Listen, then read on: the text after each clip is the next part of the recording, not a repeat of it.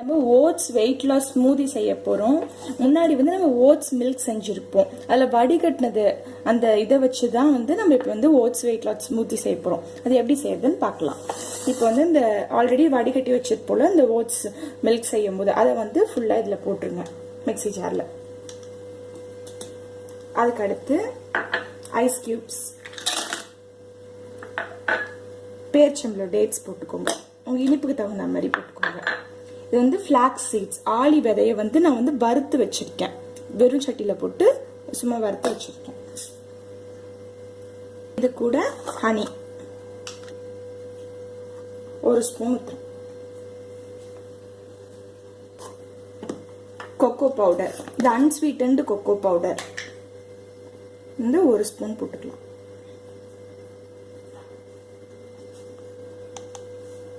இந்த மாதிரி குட்டி ஸ்பூன்றனால 2 ஸ்பூன் போடுறேன்.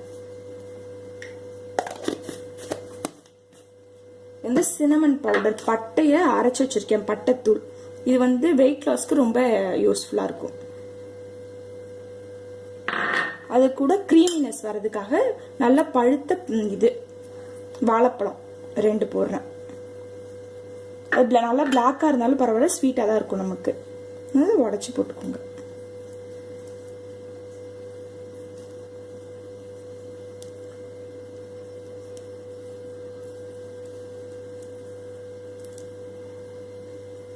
இப்போ இது வந்து அரைச்சிடலாம்.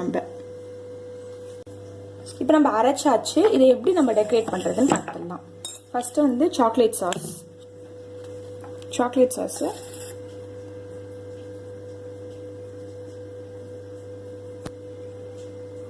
சும்மா லைட்டா ட்ரிசில் பண்ணிக்கோங்க.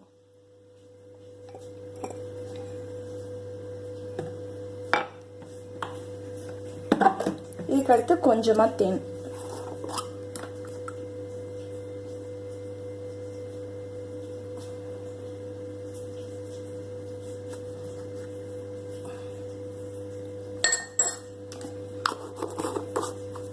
இப்போ வந்து இந்த அரைச்சு வச்சதை ஊத்திடலாம். நம்ம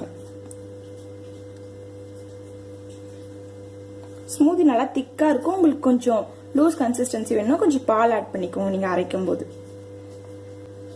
இப்போ இதை நம்ம டெக்கரேட் பண்றதுக்காக ஆல்ரெடி நம்ம ஃபிளாக்ஸ் சீட்ஸ் போட்டிருக்கோம். இந்த ஃபிளாக்ஸ் சீட்ஸ்ல ஒமேகா 3 ஃபேட்டி ஆசிட் இருக்கு. அது முடி வளர்றதுக்கு, வெயிட் லாஸ்க்கும் ரொம்ப ஹெல்ப்ஃபுல்லா இருக்கும். இப்போ நம்ம வந்து சியா சீட்ஸ் போடுறோம். சியா சீட்ஸும் நமக்கு எக்ஸ்ட்ரா ஒமேகா 3 ஃபேட்டி ஆசிட்காக நம்ம யூஸ் பண்றோம்.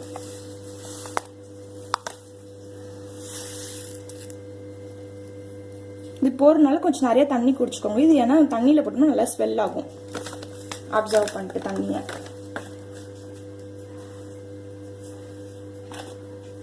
இப்ப கொஞ்சமா நம்ம வந்து சாக்லேட் மிக்ஸ் ஆட் பண்ணிக்கலாம்.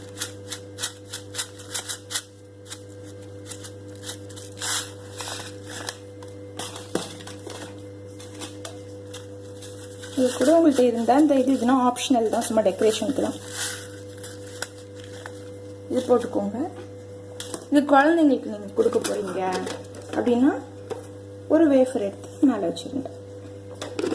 இந்த சுவையான ஓட்ஸ் ஸ்மூதி ரெடி ஆயிடுச்சு நமக்கு.